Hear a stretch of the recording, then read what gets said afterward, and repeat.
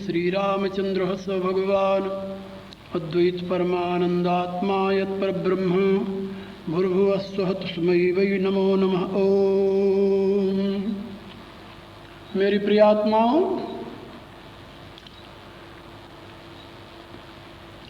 पहले मैंने आप लोगों को ये बताया है कि शाश्वत सनातन हिंदू धर्म त्रिविध विज्ञान पर प्रतिष्ठित है। भौतिक विज्ञान, अध्यात्म विज्ञान और ब्रह्म विज्ञान। आप सभी जानते हैं कि ये विज्ञान का युग है। इस युग में वही धर्म जीवित रहेगा, सर्वग्राही होगा, मानव के लिए उपादेय सिद्ध होगा, जो विज्ञान सम्मत होगा, युक्ति सम्मत होगा, तर्क सम्मत होगा। जो धर्म अंधविश्वास पर टिका हुआ होगा उसके लिए इस युग में कोई स्थान नहीं मिलेगा। आज नहीं तो कुछ वर्ष पश्चात इस परिणाम को आप लोग भली भांति देखेंगे, क्योंकि मैं लगभग 28 वर्षों से यूरोप और अमेरिका के देशों में काम कर रहा हूँ और ये अनुभव कर रहा हूँ कि आज उन देशों में ईसाईयत की क्या गति हो रही है। वहाँ मुश्किल से अब 15% लोग रह गए हैं जो उसमें आस्था रखते हैं। अधिकांश लोग उससे बहुत दूर होते जा रहे हैं। क्यों होते जा रहे हैं? इसलिए कि वहाँ तर्क नहीं है, युक्ति नहीं है, विज्ञान के लिए कोई स्थान नहीं है, केवल विश्वास है। विश्वास के आधार पर कोई भी व्यक्ति अपने जीवन को बुद्धिहीन बना करके उन्नति की दिशा में तो नहीं ले जा सकता ना। इसलिए मैं ये नहीं कहता कि भारत में अंधविश्वास समाप्त हो गया है, लेकिन ऐसी बात नहीं। यहाँ भी अंधविश्वास का बोलबाला बढ़ता जा रहा है, लेकिन इतना मैं अवश्य कहूँगा कि जैसे पश्चिम के लोग विज्ञान के प्रकाश में बुद्धि का प्रयोग करते हुए आज वो गीता, उपनिषद, वेद और योग दर्शन के अनुयायी बनते जा रहे हैं, इसी प्रकार से कभी वो दिन आएगा यहाँ के लोगों को लिए भी, यहाँ के लोग भी इस सत्य को समझेंगे कि इन अंधविश्वासों से कोई लाभ होने वाला नहीं है। जब तक वो वैदिक विज्ञान के प्रकाश में धर्मानुष्ठान का आचरण नहीं करते, तब तक उनके कल्याण का कोई दूसरा रास्ता बन नहीं सकता। वेद ने घोषणा की है, नान्य पंथा विद्यते अयनाय। उस परम तत्व तक पहुँचने के लिए कोई दूसरा रास्ता ही नहीं है। और आप लोग जानते हैं, जैसे कि पहले मैंने बताया है, मानव शरीर उस विराट पुरुष की अनुकृति है। जैसे विराट पुरुष का मस्तक दिव्यलोक है, उसी में परम चैतन्य घन परमात्मा का प्रकाश प्रकाशित हो रहा है। इसी रूप से मानव मस्तिष्क भी ये दिव्यलोक कहा गया है। शीर्षणो देवहु समवर्ततः, ये दिव्यलोक कहा गया है। और इसी दिव्यलोक में परमात्मा की ज्योति प्रकाशित हो रही है, उस स्थान पर जिसे आप ब्रह्म चक्र कहते हैं। आपके शरीर में 8 चक्र हैं, ऐसा अथर्ववेद घोषित करता है। अष्टाचक्रा नवद्वारा देवानाम पूरयोध्या। 8 चक्रों वाली, 9 दरवाजों वाली देवताओं की नगरी ये मानव शरीर अयोध्या है। अयोध्या है। अयोध्या माने जिसको जीता ना जा सके, जिसको किसी भी प्रकार से जीता ना जा सके, ये अयोध्या है। और देवताओं की नगरी है ये। इसमें दिव्य शक्तियाँ विराजमान हैं। जैसा कि मैंने पहले ही बताया था कि विराट पुरुष के अंग से जो देवता निकला है, जिस अंग से, मनुष्य के उसी अंग में उस देवता का निवास है। इसलिए मानव शरीर देवताओं की नगरी है। ये नरक का द्वार नहीं, ये मिथ्या नहीं, ये भ्रांति नहीं, ये धोखा नहीं, ये देवताओं की नगरी है। और इसी के हिरण्यमय कोश में परमात्मा का निवास है। परमात्मा विराजित है। तस्याम हिरण्यमय कोशे, उसी के हिरण्यमय कोश में वह परमात्मा विराजित है। आपके ब्रह्मचक्र में, जिसे बुद्धि का स्थान कहते हैं, बुद्धि में आपके परमात्मा का प्रकाश प्रकाशित हो रहा है। उसी से आपकी बुद्धि से अहम का आविर्भाव हो रहा है। और यही अहम जीवात्मा के नाम से पुकारा जाता है। उसी अहम की संतान आपका मन है। और मन के प्रकाश में ही आपकी सारी ज्ञान इंद्रियां, कर्म इंद्रियां कार्य करती हैं। आपके सारे शरीर का वाहक जो है अहंकार है, वही अहम है। और ये अहम जो है ये बुद्धि की संतान है। जब ये अहम अपने कार्यों की तरफ उन्मुख होता है तब ये आपको पतन की दिशा में ले जाता है। लेकिन यही अहम यदि अपने कारण की तरफ उन्मुख हो जाए, यानी अहम का मूल कारण बुद्धि और बुद्धि का प्रकाशक वह जो परम सत्य है परमात्मा, उसकी तरफ यदि इसकी वृत्ति हो जाए तो आपके लिए मोक्ष का द्वार बन जाता है। इसीलिए तो कहा गया है सोहम अस्मि, यो सौ पुरुषः सोहम अस्मि। ये वेद जो घोषित करता है वो इसी सत्य का उद्घाटन करता है। तो मैं आप लोगों को बता रहा था कि ये त्रिविध विज्ञान पर प्रतिष्ठित शाश्वत सनातन धर्म आपको ये सीख देता है कि पहले आप भौतिक जगत को जानना चाहते हैं तो अपने शरीर को समझिए। आपके शरीर में वो सारे अवयव हैं जो इस भौतिक जगत में हैं।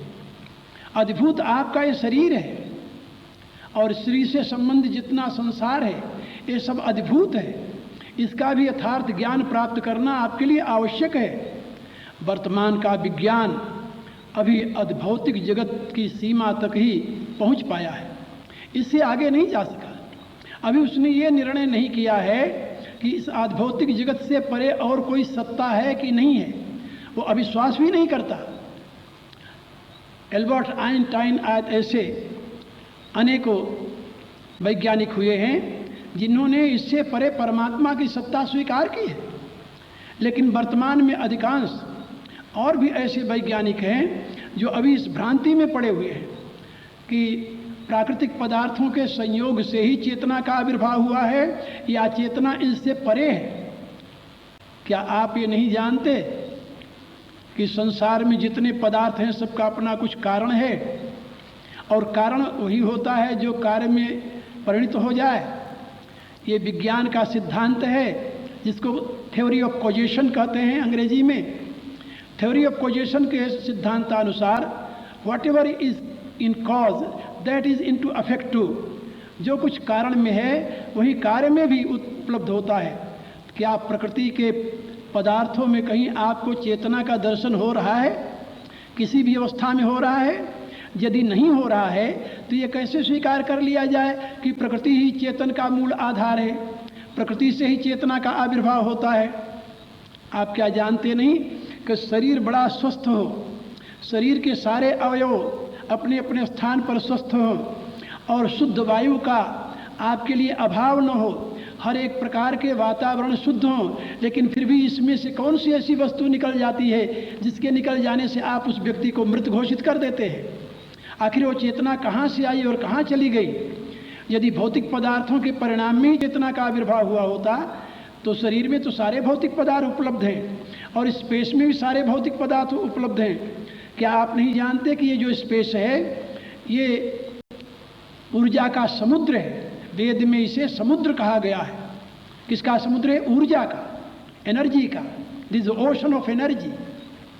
और उसी एनर्जी का परिणाम यदि ये चेतन होता तो उस एनर्जी के होते हुए भी मृत्यु कैसे हो जाती मनुष्य की? इसलिए सोचना चाहिए, विचारना चाहिए। वैदिक ऋषि ये बताता है कि तुम इस भ्रांति में न रहो कि इस भौतिक पदार्थों के संयोग से ही चेतन का आविर्भाव हो गया है। नहीं, चेतन सत्ता का आविर्भाव, इसका मूल स्रोत कुछ और है और जो इससे परे है उसी को हम ब्रह्म कहते हैं, परमात्मा कहते हैं, परमेश्वर कहते हैं, पुरुषोत्तम कहते हैं। अनेक नामों से उसे हम पुकारते हैं। इसलिए अपने शरीर को समझ करके बुद्धि से लेकर के स्थूल शरीर तक ये प्रकृति का परिणाम है, इसमें कोई संदेह नहीं। इसको हम भी स्वीकार करते हैं। ये 8 प्रकार की प्रकृति है, अष्टधा प्रकृति, और 16 प्रकार की उसकी विकृतियां हैं। ये 8 प्रकार की प्रकृति कौन सी है? पृथ्वी, जल, अग्नि, वायु, आकाश, मन, बुद्धि, अहंकार। ये अष्टधा प्रकृति है। गीता में भगवान ने स्पष्ट शब्दों में घोषित किया है कि भूमिरापो अनलो वायु खम मनो बुद्धिरेव च अहंकार इतियम में भिन्ना प्रकृति था। ये 8 प्रकार की प्रकृति 8 प्रकार की नहीं है, प्रकृति के ही 8 भेद हैं और इनको सांख्य शास्त्र में विस्तार से समझाया गया है। और इसकी 16 विकृतियां हैं। 16 विकृतियां कौन कौन से हैं? 5 ज्ञान इंद्रियां, 5 कर्म इंद्रियां, 5 विषय और 1 मन।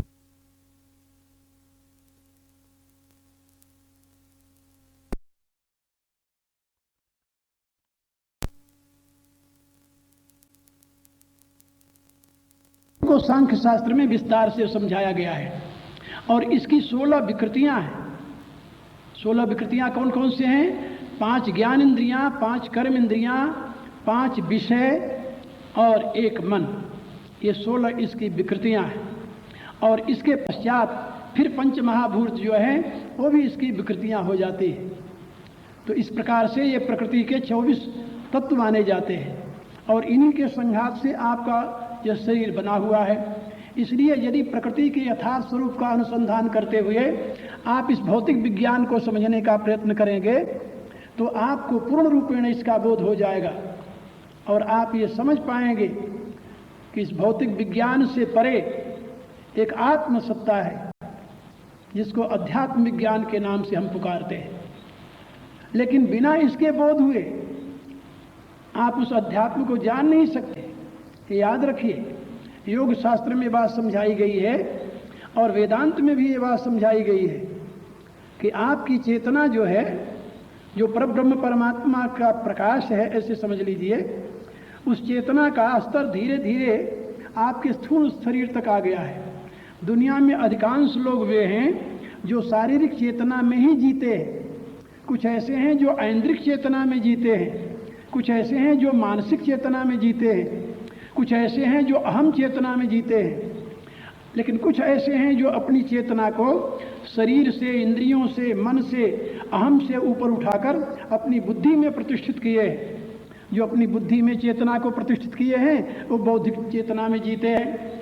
ऐसे जो बौद्धिक चेतना में जीने वाले लोग हैं, जिनका जीवन बौद्धिक चेतना में चल रहा है, ऐसे लोग ही योगी कहे जाते हैं और वो स्थिर बुद्धि के धनी होते हैं। गीता के दूसरे अध्याय में जिस स्थित प्रज्ञता की व्याख्या की गई है वे उन्हीं योगियों के लिए है जिन्होंने अपनी चेतना को ब्रह्म चक्र में ले जाकर के प्रतिष्ठित कर दिया है। अब आप समझ गए होंगे, बुद्धि से परे ही, एवं बुद्धे परम बुद्धा। भगवान कहते हैं इस बुद्धि से परे जो है वो तेरी आत्मा है, वह चेतन है, उसको समझो। तो जब बुद्धि से परे आप उठेंगे तब आप अपने आत्म स्वरूप को समझेंगे, पहचानेंगे। और जब आत्म स्वरूप को पहचानेंगे तो आपके जीवन में एक प्रकार की ऐसी स्थिति आएगी जिसकी व्याख्या वेद करता है। यस्तु सर्वाणि भूतानि आत्मन्येवानुपश्यति सर्वभूतेश्चात्मानं ततो न विजुगुप्सते। जब आप उस अवस्था में पहुंचेंगे तो वेद कहता है कि जब आपको अनुभव हो जाएगा कि ये सारे जितने चेतन हैं ये सब उसी एक चेतन की अभिव्यक्ति है, उसी के अंशभूत हैं, तो आप किसी से घृणा नहीं करेंगे, आप किसी से द्वेष नहीं करेंगे, आप सभी के प्रति प्यार की दृष्टि रखेंगे। क्योंकि आपको अनुभव होगा कि सर्वभूतात्म भूतात्मा, जैसे मेरी आत्मा है वैसे इन सबकी आत्मा है, हम सभी एक ही पिता की संतान हैं, ऐसा अनुभव होगा। ये जो आजकल लोग, ये अंधविश्वासी लोग ये प्रचार कर रहे हैं कि जब दुनिया के मनुष्य एक ही धर्म के अनुयायी हो जाएंगे तब दुनिया में शांति आ जाएगी, जब सभी एक ही धर्म के अनुयायी हो जाएंगे दुनिया में संघर्ष समाप्त हो जाएगा। लेकिन ये सोचना चाहिए कि जिन लोगों की ये घोषणा है उन्हीं के धर्मों में कितनी मारकाट हो रही है।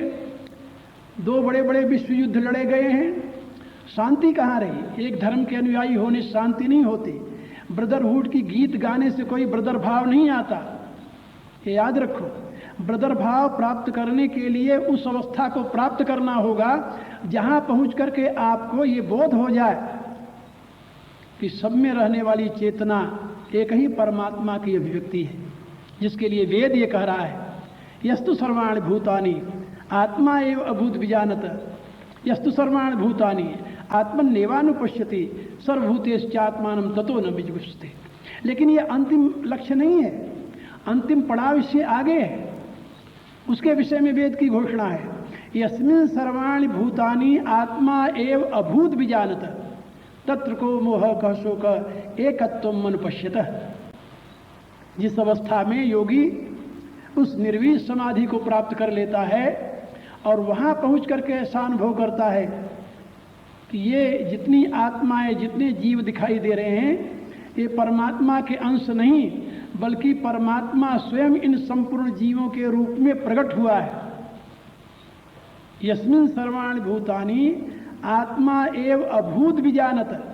जब ऐसा वो अनुभव कर लेता है, विशिष्ट रूप से जान जाता है कि एक ही परमात्मा अनंत रूपों में स्वयं को प्रकट किया हुआ है, तत्र को मोह कह शोक एकत्वम अनुपश्यतः।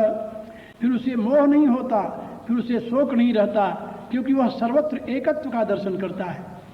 और आप लोग जानते हैं, सनातन धर्म की ये घोषणा है कि सही माने में धार्मिक जीवन का क्या स्वरूप होना चाहिए और धार्मिक जीवन का जो लक्ष्य है वह क्या होना चाहिए। तो उसमें ये बात समझाई गई है, श्रूयताम धर्म सर्वस्वम श्रुत्वा चैवावधार्यताम आत्मनः प्रतिकूलानि परेशान न समाचरित। धर्म के सार को समझो और उसे हृदय में धारण करो। जो तुम्हारी आत्मा के प्रतिकूल आचरण हो वह कभी दूसरे के साथ व्यवहार में न लाओ। अभिप्राय ये कि जैसी तुम्हारी आत्मा के रूप में वह परमात्मा अभिव्यक्त है, इसी रूप से अन्य आत्माओं के स्वरूप में उसी परमात्मा की ही अभिव्यक्ति है, उससे भिन्न और किसी की सत्ता नहीं है। इसलिए सर्व रूप में परमात्मा भाव का दर्शन करते हुए यदि आप जीवन की यात्रा प्रारंभ करेंगे तो आपके इसी जीवन में कृतज्ञता की प्राप्ति हो जाएगी।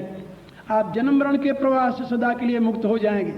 यही बात वेद कहता है, वेदाहमेतम पुरुषम महांतम। वैदिक ऋषि कहता है, वेदाहमेतम पुरुषम महांतम आदित्य वर्णम तमसः परस्तात् तमेव विदित्वात् मृत्युमेति नान्यः पंथा विद्यते अयनाय। कहा कि मैं उस परम सत्य को जानता हूं, वेदाहमेतम पुरुषम महांतम, तम महांतम पुरुषम हम वेद। उस महान पुरुष को मैं जानता हूं। कौन है वो महान पुरुष? आदित्य वर्णम तमसः परस्तात्, परम प्रकाश स्वरूप। लेकिन इस तम माने प्रकृति से परे, जो प्रकृति से परे परम प्रकाश स्वरूप पुरुष है उसे मैं जानता हूं। लेकिन ऋषि साथ साथ ये भी कहता है, तमेव विदित्वात् मृत्युमेति, उसको जान करके ही मानव मृत्यु का अतिक्रमण कर सकता है, मृत्यु से सदा के लिए मुक्त हो सकता है। नान्यः पंथा विद्यते अयनाय, इसके सिवा उसके लिए और कोई दूसरा रास्ता है ही नहीं।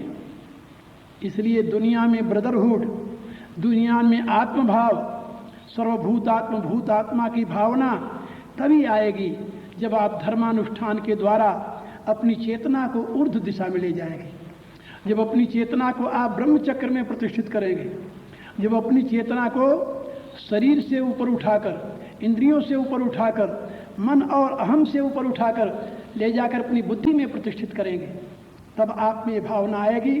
तभी आप अध्यात्म विज्ञान के यथार्थ स्वरूप को समझ पाएंगे। ये जितने तथाकथित वर्तमान में धर्म प्रचारित और प्रसारित किए जा रहे हैं, इनमें अध्यात्म विज्ञान के लिए कोई स्थान नहीं है, क्योंकि इनमें कोई साधना की पद्धति नहीं है, कोई साधना की प्रक्रिया नहीं है, कोई ऐसी वैज्ञानिक प्रक्रिया नहीं है जिसके द्वारा वे अपने चेतना को अधोगति से ऊर्ध्वगति की दिशा में ले जाएं। यही कारण है कि जब शरीर आसक्त धार्मिक व्यक्ति हो जाता है या शरीर में आसक्ति उत्पन्न करने वाली धर्म की सीख प्राप्त कर लेता है, तो वह उस धर्म के द्वारा मनुष्य के लिए अभिशाप बन जाता है। वह धर्म मनुष्य के लिए वरदान नहीं होता, अभिशाप हो जाता है। इसलिए धर्म का सही प्रयोजन उस परम तत्व को जानना है, और उस परम तत्व को जानने के लिए सर्वप्रथम, जैसा कि पहले मैंने बताया है, आदि भौतिक विज्ञान, बुद्धि से लेकर आपके स्थूल शरीर तक का बोध, फिर अध्यात्म विज्ञान जिसकी अभी मैं चर्चा कर रहा था कि आपको अपने आत्मस्वरूप का बोध, और फिर इससे परे, यदि आप इससे परे और परम सत्य को जानना चाहें, जहाँ से आपके जीवन का आविर्भाव हुआ है, जहाँ से जगत का आविर्भाव हुआ है, वह है ब्रह्म विज्ञान। वही वेद का अंतिम लक्ष्य है। वही वेद का अंतिम ज्ञातव्य है और उसी को हम सनातनी अपना परमाराध्य मानते हैं। उसी ब्रह्म के लिए हमने अनेकों नामों का प्रयोग किया है।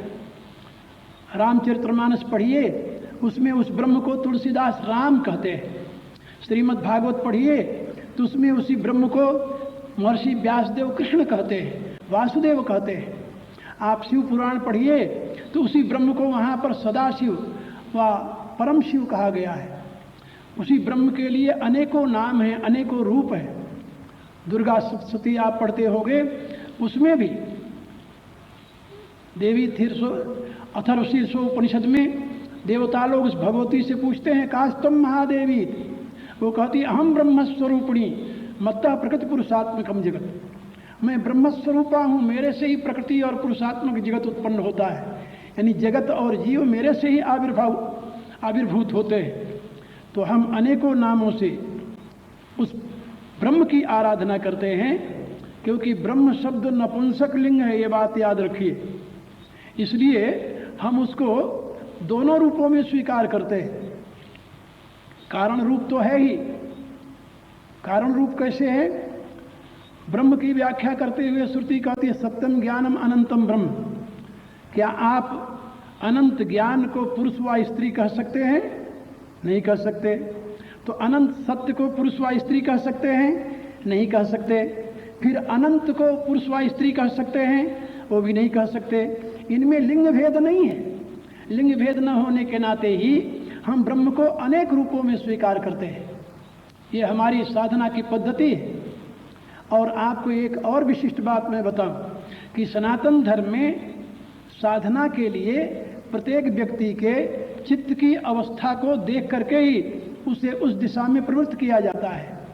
आप लोग ये जानते हैं ना, दुनिया में कोई समय ऐसा न था, न है, न कभी होगा, जबकि सारे मनुष्यों की बौद्धिक स्थिति एक सी हो जाए। असंभव है। यदि बौद्धिक स्थिति एक सी नहीं होगी तो उनकी मानसिक स्थिति भी नहीं एक सी हो सकती, और यदि मानसिक स्थिति भी उनकी एक सी नहीं है तो उनके लिए एक प्रकार की साधना कल्याणकारक कैसे हो सकती है? एक ही दिशा में सबको लगाना एक कल्याणकारक कैसे हो सकता है?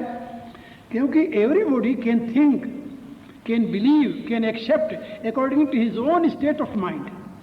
ये तो आप लोग जानते हो ना कि हर एक व्यक्ति अपने मानसिक अवस्था के अनुसार ही किसी वस्तु को ग्रहण कर सकता है, किसी वस्तु को प्राप्त करने का प्रयत्न कर सकता है, किसी वस्तु को जानने की क्षमता प्राप्त कर सकता है। और सब व्यक्तियों की एक सी मानसिक स्थिति है नहीं। इसीलिए सनातन धर्म में अनेक प्रकार के साधनों की प्रतिष्ठा है। जैसे हमारे यहाँ योग की साधना है, तो योग की साधना में एक प्रकार का योग नहीं है। वहाँ हठ योग है, लय योग है, ध्यान योग है, वहाँ पर विशेष रूप से राज योग है, मंत्र योग है, अनेक प्रकार के योग हैं उसमें, कर्म योग है। इन सारे योगों की व्याख्या है और इन सारों के लिए एक व्यक्ति का जीवन नहीं स्वीकार किया जा सकता। अलग अलग स्तर पर रहने वाले जो व्यक्ति हैं उनके लिए उस प्रकार के योग की व्यवस्था कर दी गई है। अब ये जानकार जो योगी है, जिसने स्वयं उसका अनुभव किया है, अध्ययन किया है शास्त्रों का, जो श्रोत्रिय है, ब्रह्मनिष्ठ है, वह समझता है कि किस व्यक्ति के लिए कौन सी साधना उपयोगी होगी। इसलिए सनातन धर्म उसके लिए उसी प्रकार की साधना बता देता है। अपने भावना के अनुसार उसके लिए इष्ट का चयन करने की छूट देता है। सबके लिए एक ही इष्ट अभिष्ट नहीं हो सकता। सनातन धर्म कहता है तुम अपनी रुचि के अनुसार अपना इष्ट चयन करो। अब इष्टों में कोई बल प्रधान है, कोई ज्ञान प्रधान है, कोई प्रेम प्रधान है, कोई बोध प्रधान है, अनेक प्रकार की प्रधानताएं हैं और उनके लिए उसी प्रकार की साधना की व्यवस्था की गई है। तो मैं आप लोगों के लिए बताना चाहता था कि सनातन धर्म में अध्यात्म विज्ञान के प्रकाश में उस परम सत्य को जानने की दिशा ये समझाई गई है। और हर एक व्यक्ति के लिए एक सी साधना की पद्धति नहीं हो सकती, इसलिए हर एक के लिए उचित रूप से उसके लिए साधन की व्यवस्था दी गई है। आप किसी भी देवता की आराधना करें, ये सारी आराधना उसी देव तक पहुंचेगी। सर्वदेव नमस्कारम केशवम प्रसिद्ध गच्छति। सारे देवताओं को नमस्कार कीजिए, लेकिन ये नमस्कार उसी परमात्मा को जाएगा, जैसा कि पहले प्रारंभ में मैंने बताया है कि सभी देवता उस दैवी शक्ति की, उस परम शक्ति की, उस पर ब्रह्म की ही अभिव्यक्ति हैं। इसलिए अध्यात्म विज्ञान आपको ये सीख देता है कि आप अपने जीवन को इस त्रिविध विज्ञान के प्रकाश में प्रतिष्ठित करते हुए धर्ममय पथ का अनुसरण कीजिए, इसी में आपका कल्याण है। हरि ओम तत्सत।